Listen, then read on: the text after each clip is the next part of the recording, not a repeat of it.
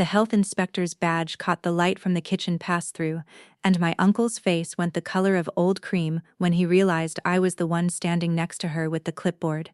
My name is Renata Castellano. I'm 32 years old, and my family spent a decade treating me like the help instead of the woman who actually owned the building they were standing in. Welcome back to Cherry Revenge Tales. Drop a comment and let me know where you're watching from tonight. And if you believe in the kind of justice that doesn't need to raise its voice, go ahead and like this video and subscribe before we get into it. 1 week earlier, I sat at the far end of my parents' dining table, the seat closest to the kitchen, the seat nobody fought me for. My uncle Dominic had just finished a story about the new walk-in freezer he'd financed for the restaurant, and my cousin Bianca was nodding along like he'd cured a disease instead of bought an appliance.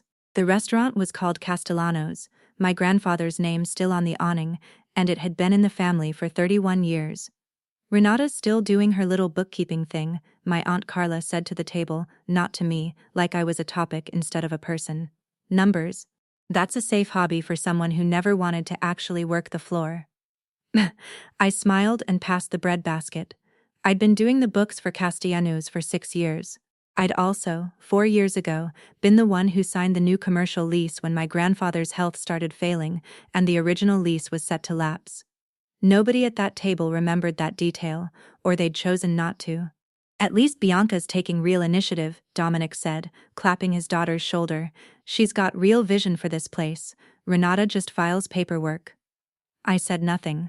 I never said much at that table. I'd learned a long time ago that in this family, silence was mistaken for agreement, and agreement was mistaken for weakness, and both of those mistakes worked in my favor eventually. Bianca leaned toward me, wine glass loose in her hand.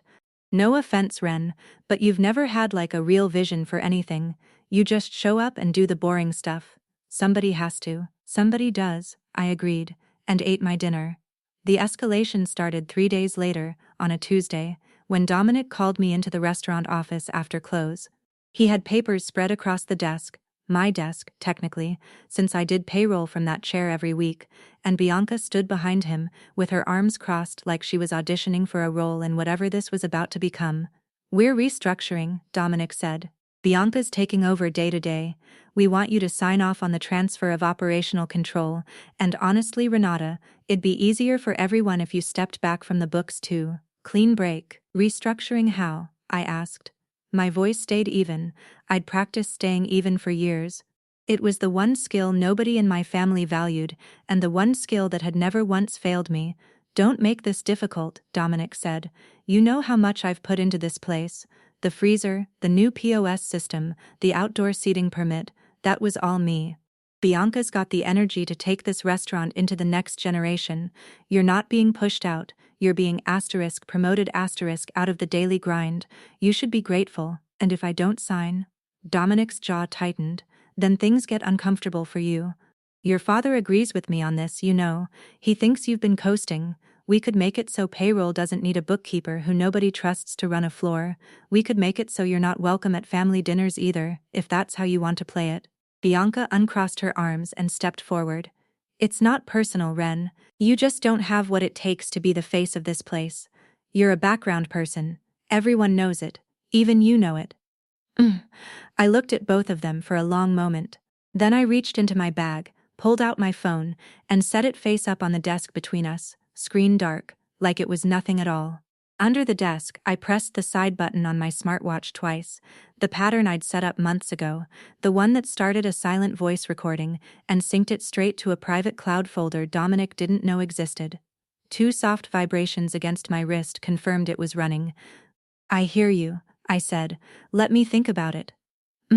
That answer made Dominic angrier than a flat no would have. He wanted resistance he could paint as dramatic, something he could tell the rest of the family about later, proof that I was the difficult one. Quiet acceptance gave him nothing to work with. Think about it fast, he snapped. We're not waiting around for you to feel your feelings about it, Renata. This isn't therapy, this is business, and you've never once shown me you understand business. I understand it fine, I said, and left the office without raising my voice once. What Dominic and Bianca didn't know, what nobody in my family had bothered to ask in 4 years, was that when I signed the new commercial lease after my grandfather's stroke, I hadn't signed it in the name of Castellano's Restaurant Inc. I'd signed it in my own name, as an individual, because the landlord at the time refused to extend credit to a company with an aging sole proprietor and no clear succession plan. My grandfather had asked me to handle it because I was the only one who showed up to the meetings. I'd handled it so thoroughly that for 4 years, every single person eating at Castellano's had been dining inside a building I personally leased and sublet back to the family business, at a rate I'd never once raised. I'd also, 3 months earlier, quietly filed the paperwork to let that sublease agreement lapse at the end of the current quarter because I'd started noticing the pattern: the meetings I wasn't invited to, the vendor contracts signed without my sign-off even though I handled all the finances, the slow erasure of my name from a business I'd helped keep alive. I hadn't told anyone. I'd just watched, and recorded, and waited, the way I always did. The health inspection had been scheduled for months, a routine annual visit, nothing anyone should have feared if the kitchen was actually being run the way Dominic claimed it was. I knew the date because I still handled the compliance calendar, another job nobody thanked me for.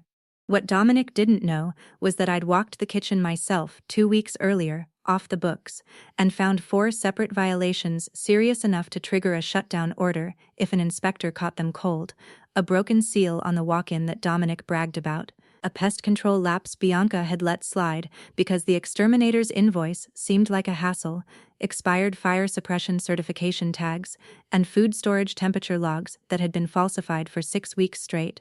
I hadn't warned them. I'd simply made sure I would be standing in that kitchen, badge adjacent, on the day it all came due, the morning of the inspection. The restaurant was packed for the lunch rush, which was exactly the kind of high-stakes, public timing Dominic had insisted on for the family showcase he wanted to stage for a food blogger he'd invited that same day, hoping for a write-up that would help Bianca's new vision launch with a splash. He didn't know the health inspector's visit and the blogger's visit had landed on the same afternoon. I did. I'd made a phone call to make sure of it. The inspector, a composed woman named Denise Okafor, with a clipboard, and absolutely no interest in anyone's family drama, walked through the kitchen doors at exactly 12:40. Dominic greeted her like a man greeting royalty, all charm, gesturing at the new POS system like it was relevant to food safety. Bianca hovered near the dining room, air-kissing the blogger, oblivious to the storm walking in through the back. I stood by the walk-in freezer, arms folded, watching. Denise found the broken seal in 4 minutes. She found the pest control gap in 6. By the time she pulled the temperature logs and started cross-referencing dates against the thermostat's digital record, which didn't match, because paper logs can lie and machines can't, Dominic's charm had curdled into panic. "This is a clerical thing," he told her too loud, drawing eyes from the dining room. "We can fix this today. There's no need to—" "Sir, I need you to step back from the equipment," Denise said, flat and unbothered, the exact tone of someone who had heard every version of this excuse 1,000 times. Bianca rushed over from the dining room, the blogger trailing behind with her phone already filming. "What is happening right now?" Bianca hissed at me, like this was somehow mine to answer for. "Did you know about this? You do the books, you're supposed to catch this stuff." "I flagged the compliance calendar months ago," I said quietly. "Nobody read my emails." "This is insane," Dominic said, his voice climbing, sweat starting at his hairline. "We are not shutting down during lunch service. We have press here. You have a broken freezer seal, an expired fire suppression certificate, and food temperature logs that don't match your equipment's own recorded data," Denise said, still flat, still procedural, not even glancing up from her clipboard. "I'm issuing an immediate closure order pending remediation. You'll need to vacate the kitchen now." The dining room had gone quiet enough that Denise's voice carried to half the tables. The blogger's phone was still up, recording all of it. Dominic turned on me first, because that's what he always did, found the smallest, quietest person in the room, and aimed his fear at her like it was her fault the truth existed. "You did this," he said, jabbing a finger toward me. "You've been sitting on this information for months, waiting to humiliate us. This is exactly the kind of background little mouse behavior I'd expect from someone who's never had real vision for anything." I didn't flinch. I didn't raise my voice. I just reached into my bag, pulled out a second phone, the clean one, the one that held 4 years of lease documents, 3 months of compliance emails Dominic had ignored, and the 22 minutes of audio my smartwatch had captured in that office 3 days earlier, and I set it on the counter, screen facing him. "Since we're talking about vision," I said, "you might want to look at the lease for this building, the one under my name, the one that expires at the end of this quarter, because I let it lapse after you told me I wasn't welcome here anymore." The color left Dominic's face in a way I hadn't expected to feel calm watching, and yet I did. That's not possible," he stammered. "The restaurant owns this building." "The restaurant subleases this building," I said, "from me, has for 4 years. You never asked, because you never thought I mattered enough to check." Bianca's mouth opened and closed twice before anything came out. "You own the lease? You own the actual—" She turned on her father with a speed that would have been funny in any other context. "You told me the building was secured? You told me the sublease terms were locked in for another decade. I made vendor commitments based on that, Dad. I signed a 2-year exclusivity deal with a distributor based on what you told me." "I didn't know," Dominic said, and for the first time in my life I watched him look genuinely small. "I assumed the original terms were still—" "You assumed," Bianca repeated, voice cracking into something ugly. "You told me you handled it." Denise, entirely unmoved by the family collapse happening around her, taped a closure notice to the kitchen's swinging door. "You'll need a re-inspection before service resumes. I'd also recommend clarifying your lease situation before you reopen, given what I'm hearing." She looked at me for half a second, the closest thing to acknowledgement a health inspector was going to give, and moved on to her paperwork. The blogger, sensing that the story she'd come for was not the one she'd been promised, quietly slipped her phone into her bag and left without ordering. Dominic grabbed at the counter like it might steady him. "Renata, please, we can figure this out. Family doesn't need to. We can renegotiate the lease terms, whatever you want, just don't let it expire." "You called me a background person 3 days ago," I said. "You told me I had no vision. You told me I should be grateful you were letting me stay employed here at all." I picked my phone back up, slid it into my bag. "I think I've got plenty of vision, actually. I can see exactly how this ends." I turned and walked out through the dining room, past the tables of strangers who'd just watched my family's foundation crack open in real time, out into the parking lot where the afternoon sun felt cleaner than the air had inside that kitchen in years. If you're watching this and you've ever been the quiet one in a room full of people who mistook your calm for weakness, here's what I want you to sit with tonight. Being underestimated isn't a wound, it's a resource, if you let it be. The people who dismiss you rarely bother to check what you actually built, what you actually hold, what you actually know, and that gap between their assumptions and your reality is where your power lives. You don't have to raise your voice to be taken seriously. You don't have to prove anything to people who already decided who you are before they bothered to look. Protect your boundaries quietly, document everything, and let your worth reveal itself on its own timeline. The loudest person in the room is rarely the one holding the actual leverage. Thank you so much for watching Cherry Revenge Tales tonight.